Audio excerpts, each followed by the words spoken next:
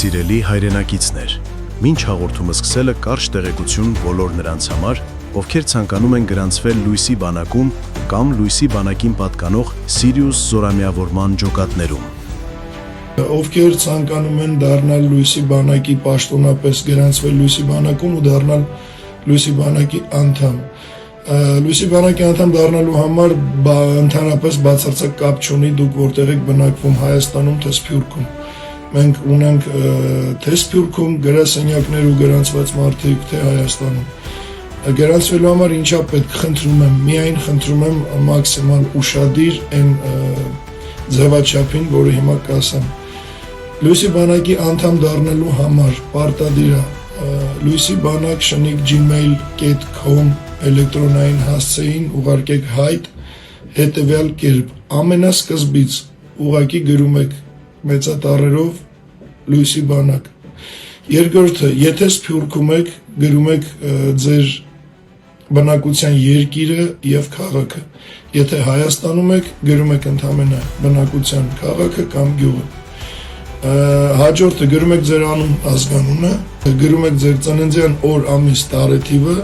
ու նաև հեռախոսահամար։ Հայաստանից գրանցվողները գրում են հեռախոսահամար, որին կարելի է ուղիղ կապի միջոցով զանգահարել, իսկ Սփյուռքի մեր հայրենակիցները գրում են հեռախոսահամար ու կողքը պարտադիր նշում են կոնկրետ որ հարթակով կարելի է տվյալ հեռախոսահամարին զանգահարել WhatsApp, Viber թե Telegram։ Ցանկալի է բոլորինը լինի Telegram։ Եթե չունեք Telegram, ապա կամ Viber կամ WhatsApp պարտադիր նշեք։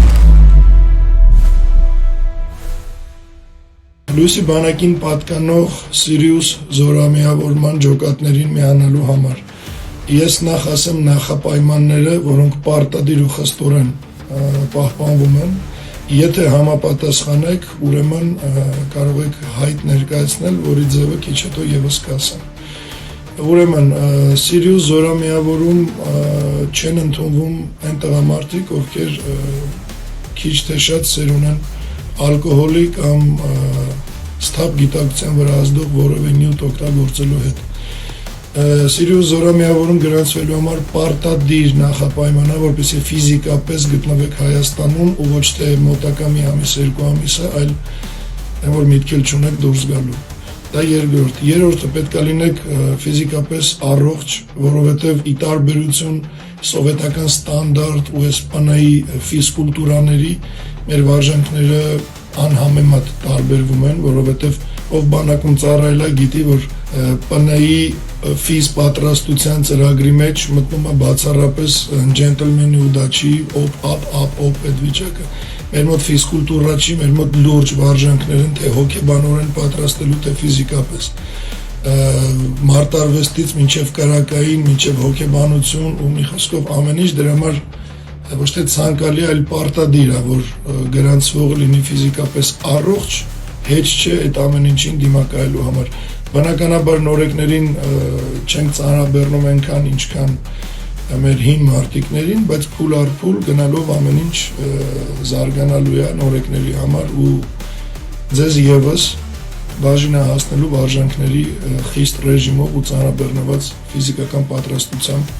դասընթացներ ու առօրյա։ Սիրիուս զորամիավորման ջոկատներին կարող են անդամակցել ազգությամբ միայն հայերը, ասորիները, եզդիները եւ հույները։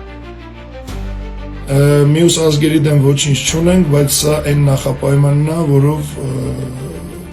ընդունում ենք ջոկատ։ Սա էլ տենց ինչ է կանում Սիրիուս զորամիավորում գրանցվելու համար։ Նորից նույն մեյլին լույսի բանակ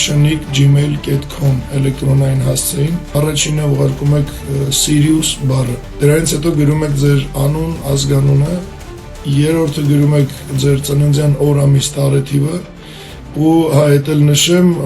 Սիրիուս ջոկատ կարող եք գրանցվել, եթե 20-ից 45 տարեկան եք։ Երրորդը գրում եք ձեր ծննդյան օր, ամիս, տարեթիվը, չորրորդը ձեր բնակության գյուղը կամ քաղաքը ու հինգերորդը հեռախոսահամար, որին կարելի է ուղիղ կապի միջոցով զանգահարել։ Նորից եմ կրկնում, Սիրիուս զորամիավորում կարող եք գրանցվել բացառապես այն դեպքում, եթե ֆիզիկապես գտնվում եք Հայաստանում, 20-ից 45 տարեկան եք, չեք օգտագործում ալկոհոլ ու այլ նյութեր, որոնք ազդում են սթափ գիտակցության վրա, ֆիզիկապես էլ առողջ։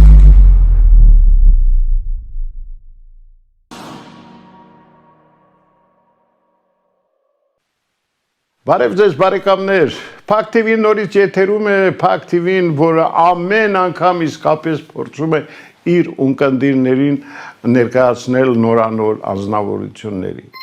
Ես պիտի ասեմ, որ այս առումով իհարկե դժվար է, որ դժվարային առումով մարդիկ շատ կան, բայց արժանի մարդիկ ում հետ արժի զրուցել,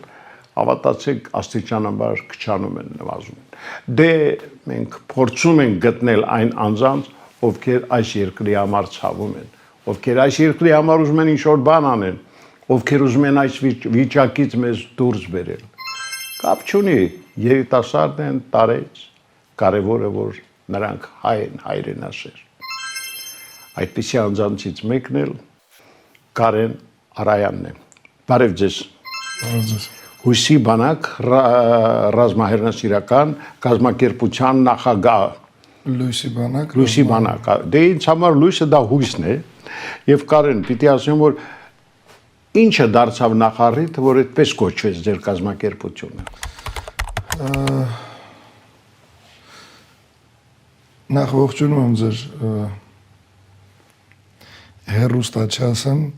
Այո, մեր ալիքը։ Դիտորդներին, հետևորդներին առաջ անգամ եմ ձեր տաղավարում, ոնց որ ասում են ոտս խերով լինի։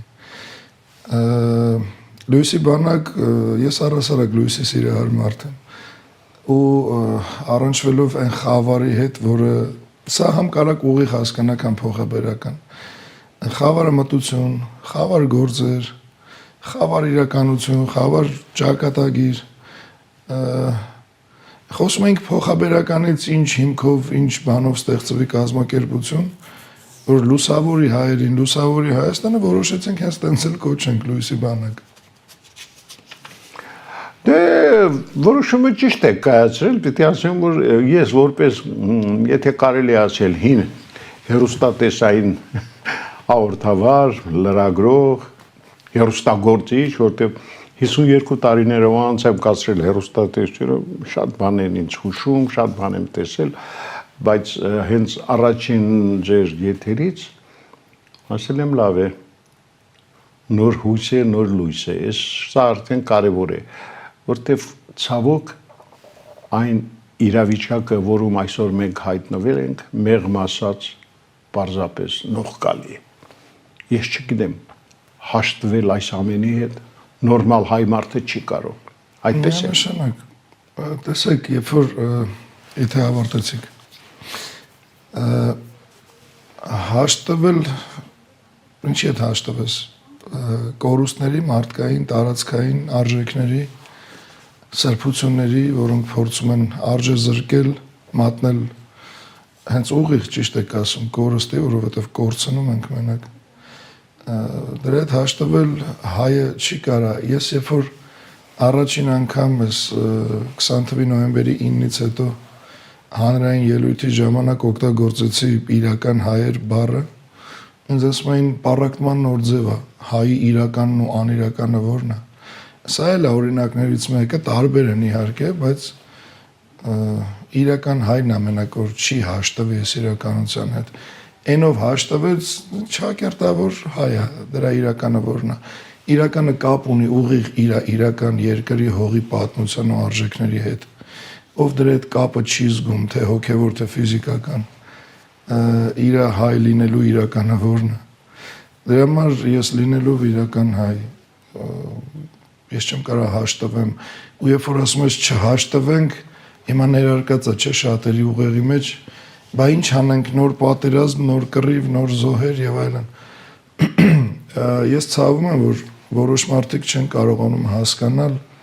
ընկալել առավել եւս զգալ, որ ցանկացած մենակ աննորմալ մարդը խաղաղություն չի սիրի, բայց խաղաղությանը գին կա, ձև կա, արժեք կա։ Գնալ խաղաղության խայտարակ պարտությունից, զիջումներից ու շարունակական դեռ քո առաջ դրած պահանջներից հետո ու այդ ֆոնին դա ոչ թե խաղաղության գնալը, դա ուղիղ մերվելա ստորացման հետ, դա խաղաղություն չի։ Խոսքը չի ասում ավելի լավ է կանգնած մահանալ, քան սողալով ապրել։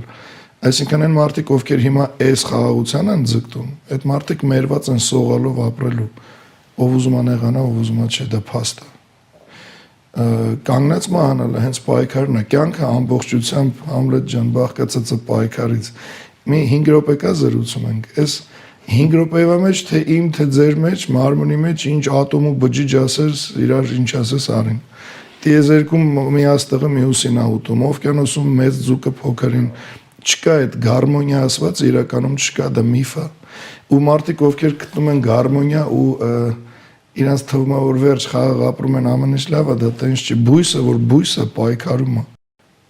Ամենապրիմիտիվ բանը ձեր իմ ստեղ կանչելը։ Ինչ որ մի բանի հետ պայքարել եք, չէ՞, մկան եք ձգել համար հավաքեք։ Ես ինչ որ առանց նեղություն քաշելու հո չեմ եկել այտենց հայտնված է։ Դուրս ես գալի նստում ես մեքենա պայքարը ամեն ինչը եթե ուզում եք լավ բանի հասնեք։ Մանավանդ գլոբալ առումով երբ դու կանգնած ես վերացման շեմին, հաշտվել ու ասել չպայքարենք, ինչա խաղաղ ապրենք, այսինքն դու անգամ բույսի չափել չկաս, դու միշտ պետք է պատրաստ լինես պայքարելու, ուղղակի խելացի ձևով որ մեր բախտը որտեղ է բերել, որ մենք այն ազգնենք, որ նենց գիտնականներ ունենք, եթե իշխանությունը լինի ազգայնական մտածելակերպի, լինի իր երկրի հետ կապ ունեցող, ոնց որ ասում են պորտը չկտրած, այդ բոլորին հնարավորություն տա Հայաստանում ստեղծագործելու, արարելու, մենք կարանք ոչ թե մենակ առանց զոհերի, մենք կարանք երևի առանց տնից դուրս գալու ամեն ինչ գրավենք, մենք ունենք այդ գիտելիքով այդ շնորհքով մարդիկ մեր ազգի մեջ, սա չգնահատել, անտեսել ու նստել մենակ առօրյա завтрак обед ужин ու խաղաղ ապրելու արդյոք դա։ Այո։ Կարեն, ես պիտի ասեմ, որ դուք շատ հետաքրքիր գաղափարների, ծրագրերի այսպես հեղինակ եք, շատ հետաքրքիր նախագծեր եք միշտ առաջարկում։ Դրանց մեջ կա մի բան, որը ինձ գրավեց։ Ինչն ու ասեմ անկեղծ առիթ դարձավ, որ ուզեցի ձեզ հրավիրել մեր տաղավար։ Խոսքս կլոր սեղան հասկացության մասին է։ Սա ինչ գաղափար էր, ինչպես առաջացավ եւ արդյոք այն շարունակական է։ Ես հիմա ստիպված եմ լինել մաքսիմալ անկեղծ։ Իրոք մաքսիմալ անկեղծ կլոր սեղանի հետ կապված։ Տեսեք, ուղղակի մի փոքր նախաբանով, եթե կարելի է։ Իմ համար այսօր Հայաստանում քաղաքական դաշտը ամեն առումով ոչ այլ ինչ է, քան ուղղակի մանկապարտեզ։ Երբ 20 թվականից հետո ես սկսեցի ուսումնասիրել քաղաքականություն, սկսեցի ուսումնասիրել այս մեր իրավիճակը, մեր ամեն ինչը ու ծանոթանալով են լուրջ, ծանր քաղաքական գործիչների, գաղափարների, մտքերի, քայլերի, պատրաստակամության, ծրագրերի հետ, նայում եմ այսօր մանկապարտեզ է ու մանկապարտեզ ինչով, տեսեք, շատերը կան գալստուկով խոսում են ինչ-ինչ, չգիտեմ ինչերից։ Հասարակությունը այն սա կլոր սեղանի հարցին եմ պատասխանում, չեմ շեղվել, ասեմ, որ իմանաք։ Հասարակությունը քաղաքականապես ցավոք մեծ մասը այնքան անկիրթ է, որ բավականա մեկը բամբասի մյուսի ընտանիքից մտնի ընտանիք, դա իրանց համար վարչապետ է, ցավը սրանում է, երբ որ դու տալիս ես լուրջ ծրագիր, երբ որ դու խոսում ես պատմական հիմքերից, երբ որ դու առաջարկում ես քարտեզներ, որոնք աշխարհի բոլոր ու տարբեր բաներով, պայմանագրերով պատկանում է մեզ, ասում ես հիմնվենք սրա վրա, ոչ թե դա հետաքրքիր չի, մի հատ բամբասանք, մի հատ հայհոյանք, մի հատ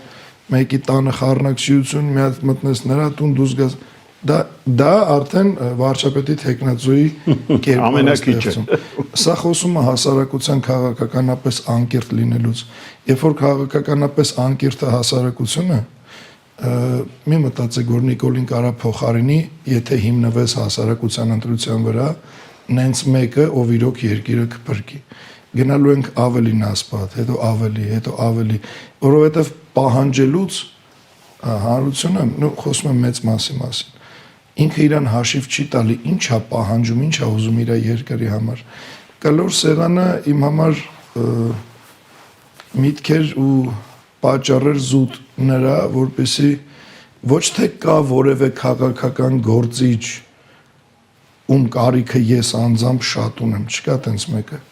Ոչ ինչ որ մեկի ծրագրերին կամ գաղափարներին եմ նախանձում կամ զիջում, ոչ խիզախությանը, ոչ համարձակությանը, ոչ կրեատիվությանը, ոչ մի բանին։ Ինձ ոչ մեկ պետք չի իրականում։ Ինձ այս կլոր սեղանը պետք էր նրա համար, որ հանրությանը, ժողովրդին, անգամ ազգին տաս այդ կայծը, որ կա հույս, որ մենք հայ ենք ու միասին կարանք ստեղծենք ճակատ։ Ես որ ասեցի քաղաքականությունը այսօր մանկապարտեզ ստադիայում է, իմ համար այդ կլոր սեղանն էլ է հերթական խաղեր, խաղալիք բան է, բայց հույս էր, որ մարդիկ դա տեսնելով այդ խաղալիքը կսարքեն լուրջ զենք, որի մի փամփուշտը կլնեմ ես։ Բայց արի ուտես քաղաքական այն ուժերը ու անունները թվարկվեց հրավերով, որ մեկը ձևա բռնե, մենք չենք զանգի, դուք զանգեք, այն մեկը թութական ներկում, այն մեկը կապի կալողացնում, այն մեկը չի։ Հա, կան մարդիկ համաձայնվեցին, որ մարդիկ կան մինչև հիմա մտածում են միանան, թե չէ,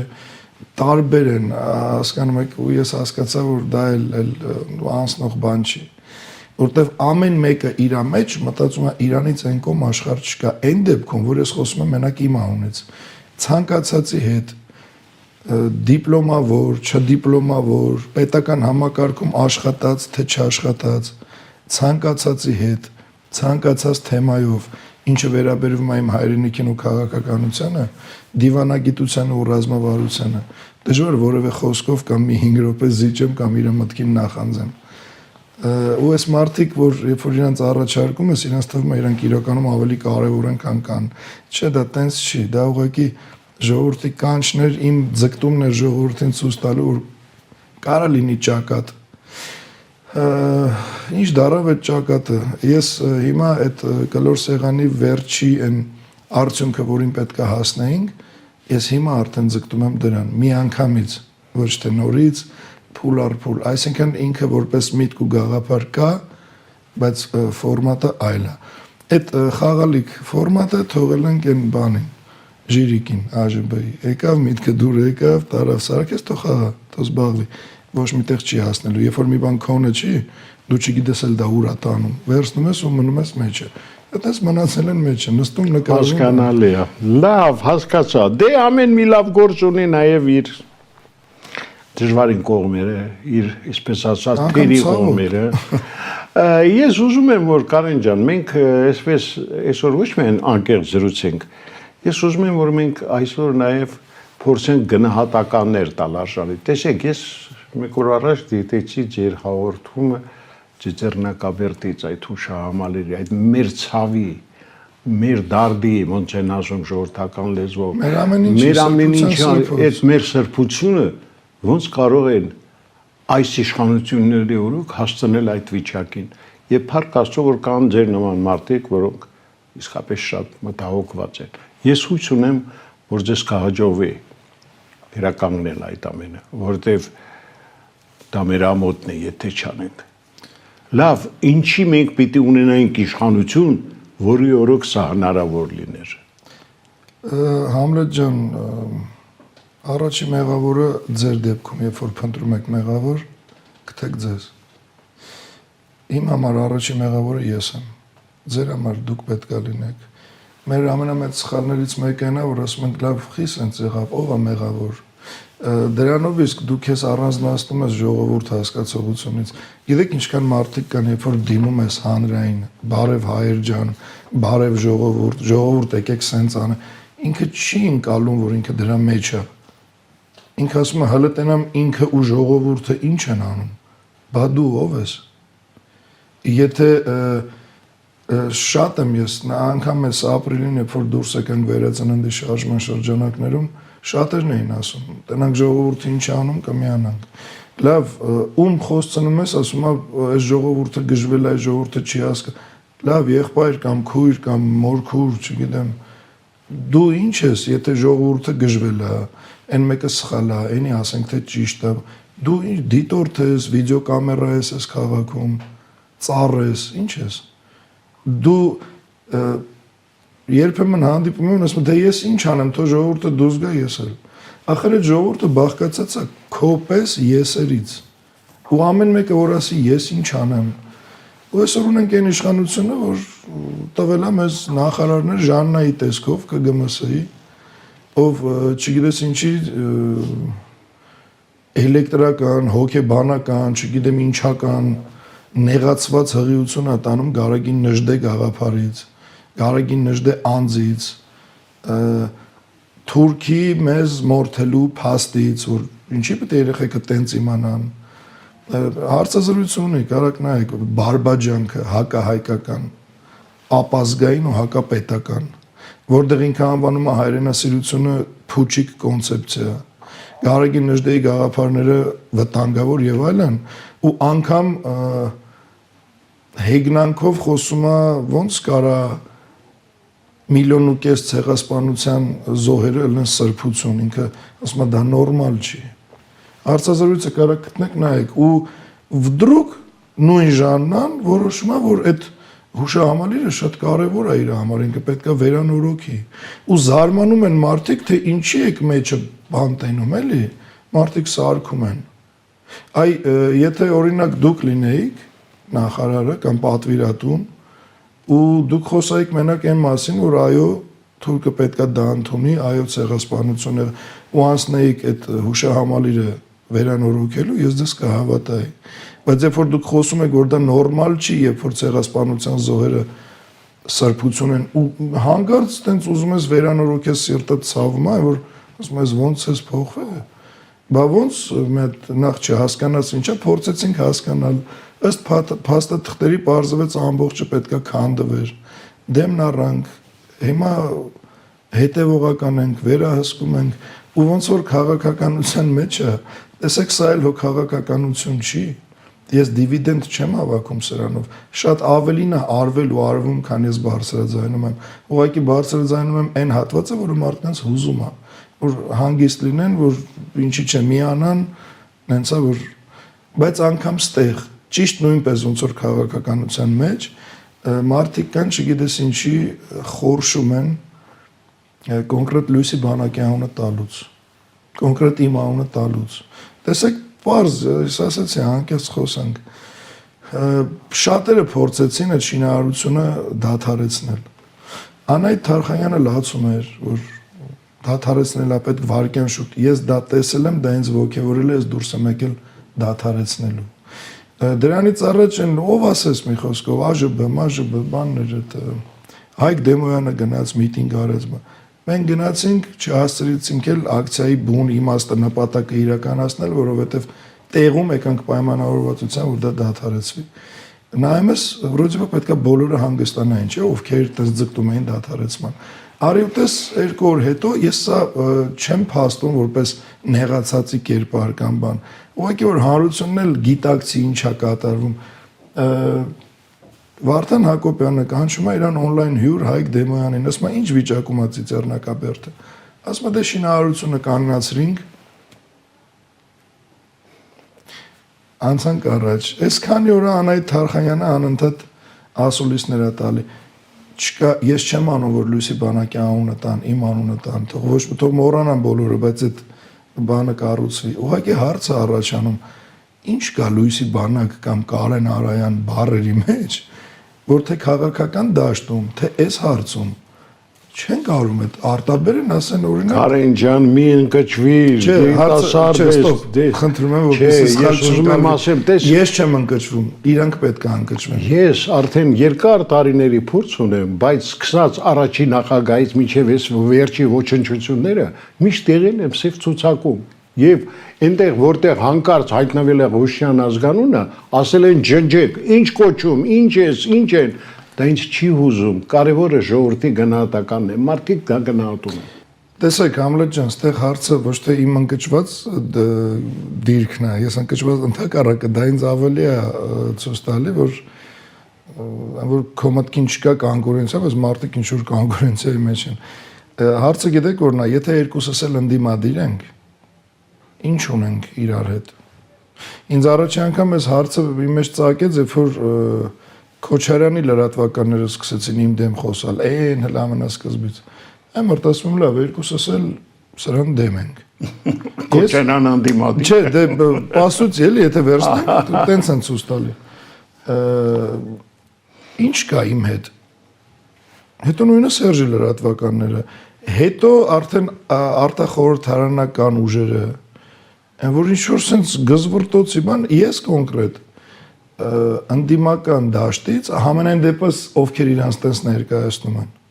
Մինչև ինձ չկպնեն, ես չեմ կպնի երբեք։ Առիթներ եղել է բազում կպնելու շատերին, ես վերջերս էլ վստահ եմ դեռ լինելու են, ես պատրաստ եմ։ Ուղղակի ստեղ մի հարց է ծագում։ Եթե երկուսս նույն դիրքից ենք, դու ինչի ես ինձ ստիպում, որ ես քո որով գնամ գամ, ինչի ես ինձ կպնում։ Այն դեպքում, որ ես չեմ անում հակահայկական բան, ես կապիտուլյացիա չեմ ստորագրում։ Միգուցե լավ ամեն մեկս էլ ենթադրենք, եթե անգամ տենց է, իմ անդիմադիր դիրքից պայքարը թերի է, ասենք թե։ Դա քեզ հուզում է։ Հուզում է լրացրա, հուշի, օգնի։ Ինչ ես ուզում կպնես, կպնելուց հետո էլ պատասխանը ստանում են,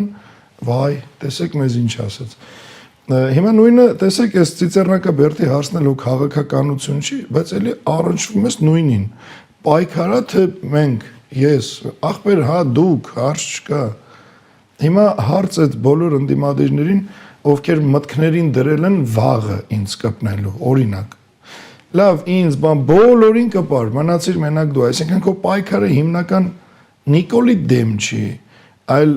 քո տեղի համար է ընդդիմադիր դաշտում։ Լավ, ոչ մեկ չկա, մենակ դու ես։ Այն մարդիկ, ովքեր փորձում են այտենց մի բանի գալ։ Ինչ ես անելու։ Նիկոլի դեմ պայքարի ծրագիրը որն է ընտրությունների գնալը։ Ես իմ պայքարի ձևն ասել եմ, դա հեղափոխությունն է, ազգային, իրական հեղափոխությունը։ Ոչ սահմանադրական կարգ խախտելով, ոչ օրենք խախտելով։ Կա որոշակի քանակություն մարդկանց, դա ազգաբնակչության, առհասարակ երկրի բնակչության 2-3%-ն է, որը մեր դեպքում կազմում է 50, 60, 70 հազար մարդ։ Այդքան մարդ, երբ որ դուրս եկավ պահանջի, դա չի կարա դիտարկվի որպես մարգինալ շարժում կամ ինչ-որ դա հստակ ազգային պահանջ է, եթե ըմբոստության ճանապարհով է։ Ընտրությունների դեպքում միգուցե դա թիվ չի։ Կան կանոններ, որոնք ուզեն չուզեն, թե ֆիզիկապես ուզեն չուզեն պետք է հաշվի նստեն, որովհետև այդ քանակությունը այն չի, որ sense մտնեն ցերեն բրծնի գնա։ Ու վերջապես դա խոսում է լուրջ պայքարի մասին, որ այդքան մարդ մի գաղափարի շուրջ հավաքվել է։ Հիմա այն ընդդիմադիրները, ովքեր ընդդիմադիրների մեջ բան են ստեղծում, գզվռտոց ու չգիտեմ ինչ։ Իմ դեպքում ասում եմ, ով շշկռվավ, այսքան փորձում են, այսքան ստանում են։ Դա լինելու է միշտ։ Բայց ես դա չեմ ուզում, եթե մենք ընդդիմադիր ենք, ինչ ես դու ինձ ստիպում, որ ես քեզ ուղղակի բարոյապես կամ քաղաքականապես ոչնչացնեմ։ Մարդիկ խնդրվում են, ես միշտ որ կոլեկտիվ հայտարարել եմ ընդունում, դա խնդիր չկա։ Բայց լավ, մնացիր դու մենակ։ Հա, տենց սաղ վատն են, դու ամենալավն ես։ Որն է քո առաջարկը։ Ոնց ես պայքարում Նիկոլի դեմ, գնում ես հետը ընտրությունների, որտեղ իր հաղթանակը ապահովված է, այ քաղաքականապես չկրթված հանրությունը արտահայտվում է նաև ստեղ, որ գնում են նմանի հետևից։ Ով գնում է Նիկոլի հետ ընտրությունների, որտեղ ուզես չուզես Նիկոլի հաղթանակը ապահովված է։ Վերջի իշխանությունը առնվազն 500,000 որպես պետական ռեսուրս ունի։ Տես չի։ Բա ուր ես հետը գնում ընտրության մարդկանց էլ առաջարկում ես իբր դու այլընտրանք ես։ Ով պարապամնում ինքը իրան ասում է ես ամենան եմ, ես ռադիկալն եմ, ես տիեզերական եմ, ես չգիտեմ, առաջարկդ ըլնի այտենց, ոչ թե դու քեզ տենց ներկայացնես մի քանի հոգի առանց խորանալու այդ ինչիդ վրա տենց ասի, օ, այո։ Ես ասում եմ, ես տեսեք, անգամ այդ կլոր սեղանը դրա համար է, ժողովուրդ այդ կայծը զգա, համախմբվի, այդ քանակությունը ապահովվի։ Դե չեն ուզում մարդիկ, ուզում են առանձին ելնեն, իրանք ելնեն ու առաջարկը որն է ընտրություն։ Սա չգիտեմ էլ ծիծաղալու է թե լացելու։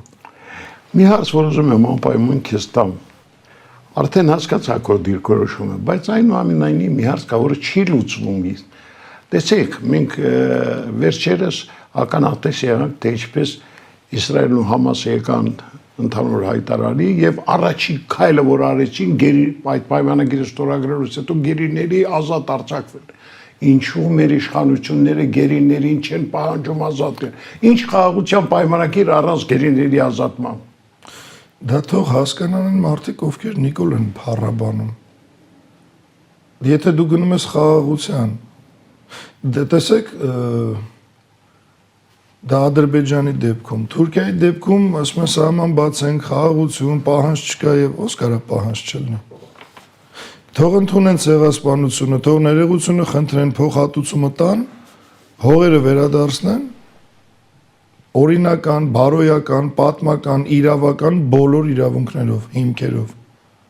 Հա ինչ ա եղել։ Եկեք դրանից հետո բարեկամանալ չակերտավոր, բայց գոնե։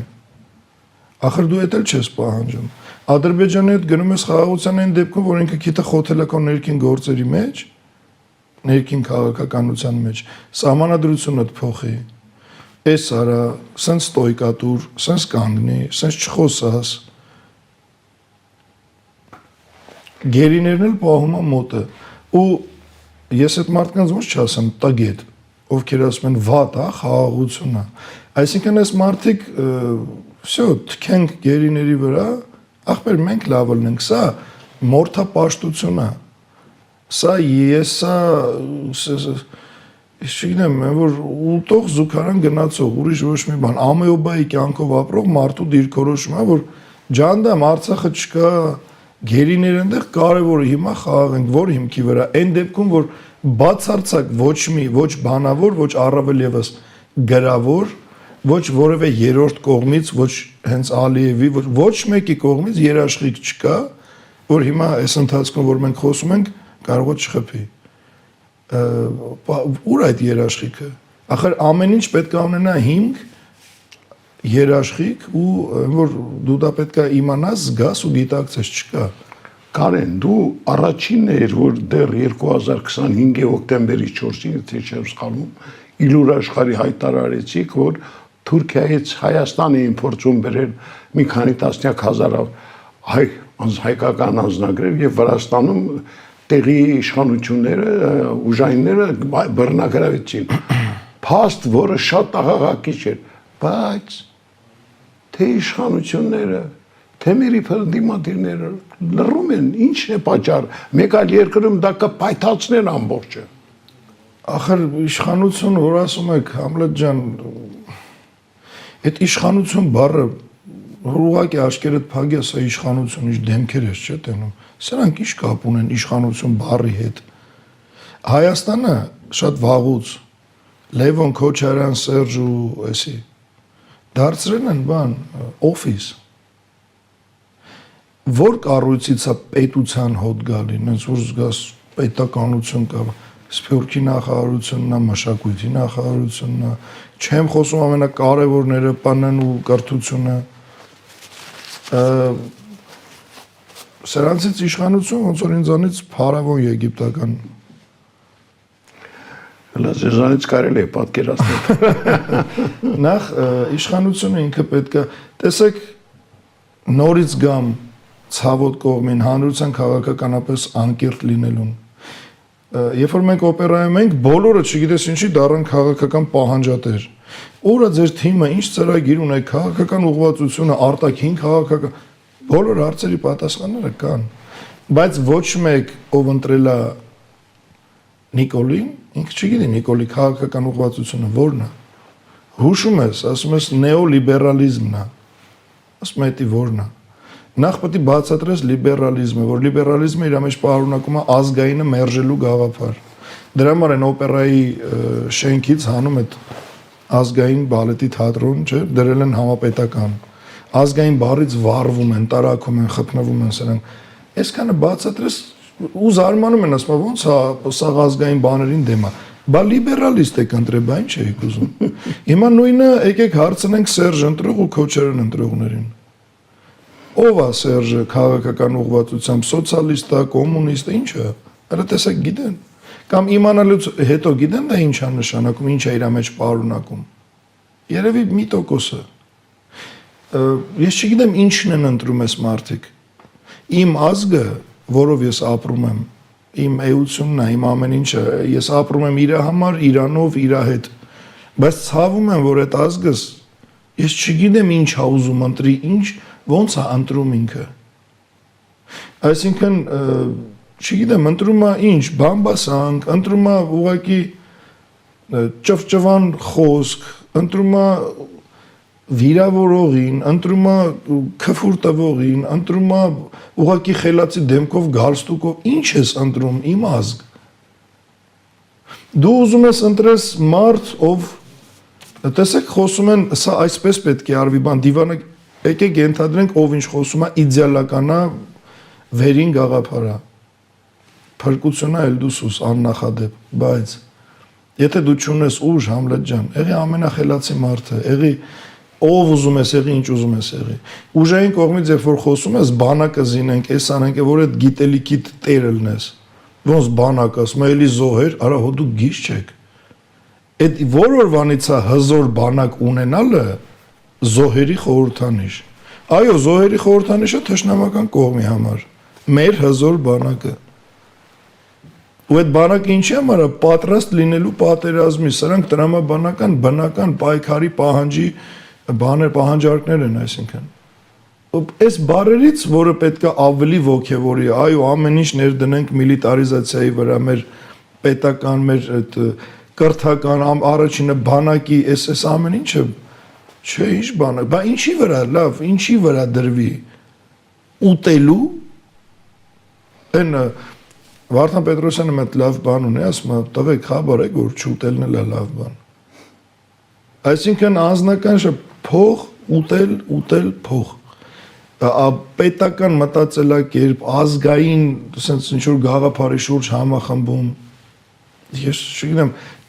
մի քանի տոկոսի մոտ, ու վերջ, նայեք հանրահավաքները, 500, 1000, 2000 մարդ։ Այս այն մարդիկ են, այն քանակությունն է, ովքեր պատրաստ են պայքարի։ Մնացածս մը դե ես ինչ անեմ, բա ես գամ, բա գործես, բա աշխատանքս, բա երեխուսով պահի, բա դու դուրս ես գալի հենց երեխուդ պահելու համար։ Դուրս չես գալ, դու լավ, ասենք դուրս ես գալի պայքարի ինչի համար։ Հենց երեխուդ պահելու։ Այդ մի օրվա աշխատանքը ավելի կարևոր է, քան գլոբալ երեխուտ ապագան։ Կարեն, շատ ուրախ էի մեր այսօրվա հանդիպման համար, ես գիտեմ, որ դու ինչպես մի առիթով ասել ես, ես հայ եմ մինչև իմ վերջին շունչը, այդպիսին էլ դու մնալու ես, սա քո տեսակն է։ Սիրելի բարեկամներ, Կարեն Արայանն էր մեր տաղավարում, մարդ, որի հետ մենք առիթ կունենանք առաջիկայում ևս հանդիպելու, բայց հավատացեք, որ նման անձանց պետք է երբեմն նաև լսել, որտեղ այն մտքերը, այն գաղափարները, որ դրանք են առաջ քաշում, դա շատ կարևոր է, դա վերազգային է։ Այսօր այսքանը, ցտեսություն